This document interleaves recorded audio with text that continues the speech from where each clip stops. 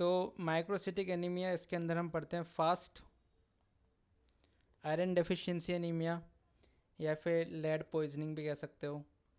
S का मतलब हो गया सिडेरोब्लास्टिक और टी का मतलब हो गया थैलेसीमिया। तो इन 3 बीमारियों के बारे में पढ़ेंगे हम।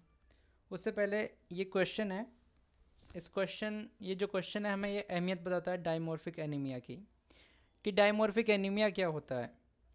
डायमॉर्फिक एनीमिया का मतलब होता है कि देखो, किसी को मान लो आयरन डेफिशिएंसी एनीमिया है, ठीक है, तो हिस्टोपैथोलॉजी में क्या शो होगा, पेंसिल सेल शो होगा हिस्टो के अंदर।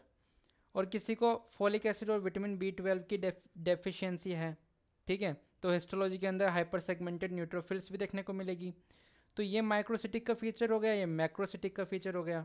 तो इसीलिए हम इसे क्या कहते हैं, डायमॉर्फिक एनीमिया कहते हैं। And it is managed by supplementation of iron, folic acid and vitamin B 12। Dimorphic anaemia question आ सकता है। अब देखो, हीमोग्लोबिन सिंथेसिस की हम बात करें तो इसके 2 कॉजेज हो सकते हैं। हो सकता है हीम सिंथेसिस में गड़बड़ी हो, जैसे कि आयरन डेफिशिएंसी एनीमिया में होता है, जैसा कि लेड पॉइजनिंग में देखने को मिलता है, जैसा कि सिडेरोब्लास्टिक एनीमिया में देखने को मिलता है। हो सकता है ग्लोबिन चेन्स के अंदर डिफेक्ट हो, तो वो हम थैलेसीमिया पढ़ेंगे उसके लिए। तो सबसे पहले पढ़ते हैं हम आयरन डेफिशिएंसी एनीमिया। तो आयरन डेफिशिएंसी क्यों हो सकती है, आप आयरन ही कम ले रहे हो, या फिर आयरन ले तो रहे हो लेकिन उसका एब्जॉर्प्शन कम हो रहा है, या फिर हो सकता है आपकी आयरन की डिमांड ज़्यादा हो गई हो, यू माइट गेट प्रेग्नेंट। हो सकता है कि आप बहुत सारा आयरन लूज़ कर रहे हो। तो ये सब कॉजेज़ हो सकते हैं आयरन डेफिशिएंसी एनीमिया के, राइट।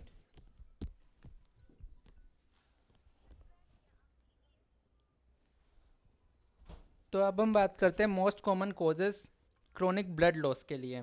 तो एक तो हो गया heavy menstruation, bleeding gastric ulcers हो गए, elderly male with colon cancer हो गया। तो ये सब कॉजेज हो सकते हैं क्रोनिक ब्लड लॉस के।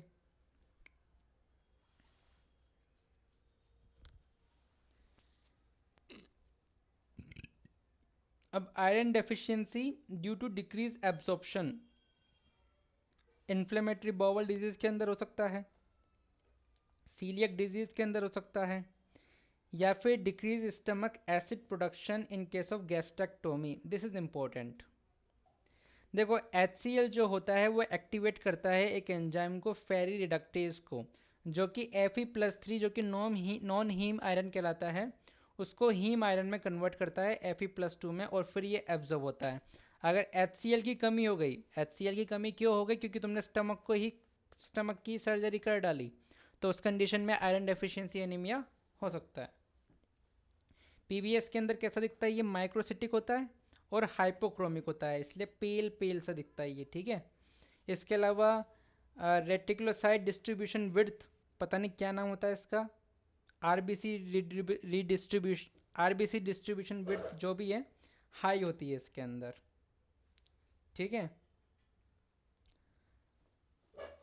अब हम बात करते हैं सिडेरोब्लास्टिक एनीमिया की। तो सिडेरोब्लास्टिक एनीमिया में क्या होता है कि आयरन यूज़ नहीं कर पाते हम, जबकि वो आयरन जो होता है वो माइटोकॉन्ड्रिया में एक्यूमुलेट हो जाता है।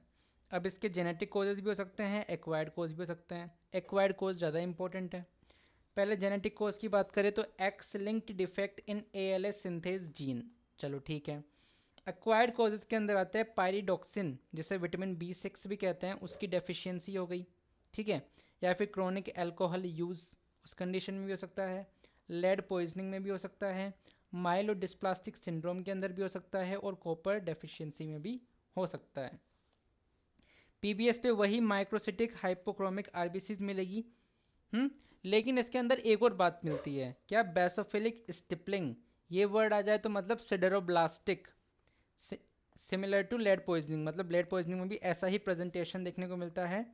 बोन मैरो बायोप्सी करेंगे तो प्रशियन ब्लू स्टेन से करते हैं, और इस तरीके की स्ट्रक्चर हमको दिखती है, रिंग्ड सिड्रोब्लास्ट,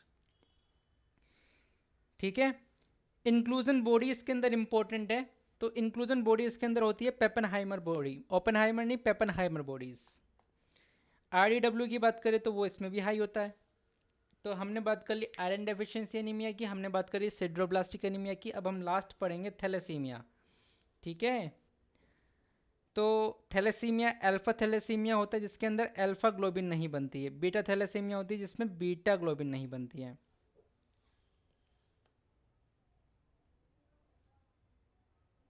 तो हम डायरेक्ट बात करते हैं बीटा थैलेसीमिया की। तो बीटा थैलेसीमिया माइनर होता है जिसके अंदर बीटा ग्लोबिन चेन जो होती है वो अंडर प्रोड्यूस्ड होती है, मतलब कम है देखो, और जो पेशेंट होता है वो असिम्टोमेटिक होता है। लेकिन हम बात करें बीटा थैलेसीमिया मेजर की, तो यहाँ बीटा ग्लोबिन चेन बनती ही नहीं है, ठीक है। This will lead to severe microcytic होगा हमेशा, और हाइपोक्रोमिक एनीमिया होगा, ठीक है। हीमोग्लोबिन एफ जो होता है वो प्रोटेक्टिव होता है बचपन में, लेकिन आफ्टर 6 मंथ हीमोग्लोबिन एफ जो होता है उसकी कमी होती है, which will lead to symptoms. अब देखो, absence of beta globin level leads to hypoxia, to compensate bone marrow produces more RBCs, ठीक है। अगर इनको इन्फेक्शन हो जाए parvovirus B19, this can lead to aplastic anaemia, ये ध्यान रखो।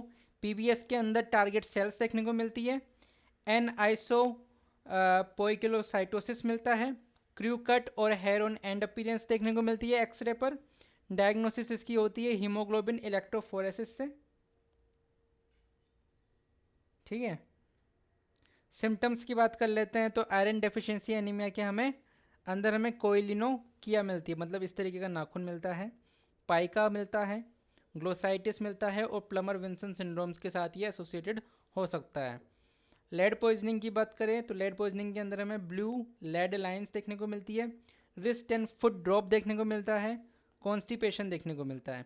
बीटा थैलेसेमिया मेजर की बात करें तो स्केलेटन डिफॉर्मिटी देखने को मिलती है, जैसे कि चिपमंक फेशिस हो गई, हाँ। एक्स्ट्रा मेडुलरी हेमेटोपोइसिस होती है which can lead to हिपेटोस्प्लिनोमेगली।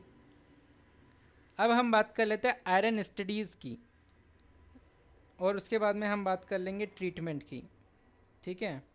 Iron studies और ट्रीटमेंट की बात करते हैं। पहले ट्रीटमेंट की बात करते हैं, तो आयरन डेफिशिएंसी एनीमिया के अंदर ट्रीटमेंट क्या होगा, आयरन सप्लीमेंटेशन होगा ओरल। लेड पॉइजनिंग के अंदर किलेटिंग एजेंट देते हैं जो लेड को पकड़ के भगा दे, और सिड्रोब्लास्टिक के अंदर हम पाइरिडॉक्सिन देते हैं।